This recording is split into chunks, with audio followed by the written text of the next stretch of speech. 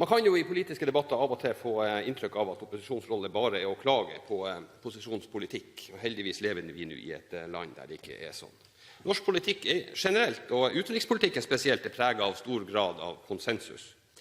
Men det er nå en gang sånn at det er opposisjonens oppgave å vise andre retninger om opposisjonen mener at man har det. Og det er opposisjonens oppgave å beskrive opplevelsen av posisjonens vedtatte politikk. Og jeg opplever at det er en stor del av den debatten vi har i dag. Opposisjonen beskriver opplevelsen av den politikken vedtatt av posisjonen. Her tror jeg faktisk også at man kanskje er litt kjernet i debatten om den videre utviklingen i nordområdene og i landsdelen. Jeg tror utenriksministeren har veldig rett når han påpeker det utfordrende arbeidet det er å flette sammen utenrikspolitikk og innenrikspolitikk. Jeg tror også at noe av nøkkelen ligger i at man lykkes i den sammenflettingen i den videre satsingen. De årlige listene under UD sitt budsjett der man med varierende treffsikkerhet ramset opp de bevilgninger man hadde lagt mot nord og kalte det nordområdesatsing, egner seg dårlig for å forankre i satsing.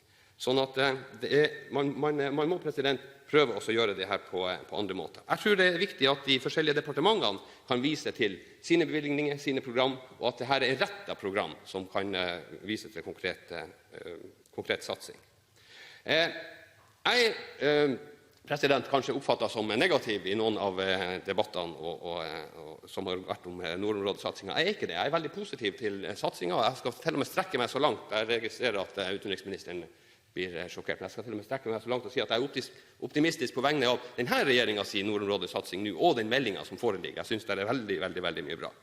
Men så er det sånn at utålmodighet er nå en av mine viktigste egenskaper, og det har jeg altså ikke tenkt å legge av meg som utsendt finnmarkspolitiker til dette huset. Og derfor er det sånn at jeg kommer til å stresse. Vi trenger kompetanseløft i nord, og vi har så mange gode eksempler på at vi ikke lykkes med det ennå.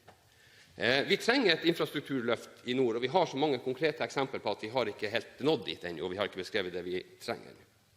Så avslutningsvis vil jeg si at jeg har ikke hørt noen negative uttalelser, eller politikere som har uttalt seg negativt i forhold til logistikksenteret i Kirkenes og den satsingen som har vært der. Det er et godt prosjekt, de kan allerede vise til gode resultater.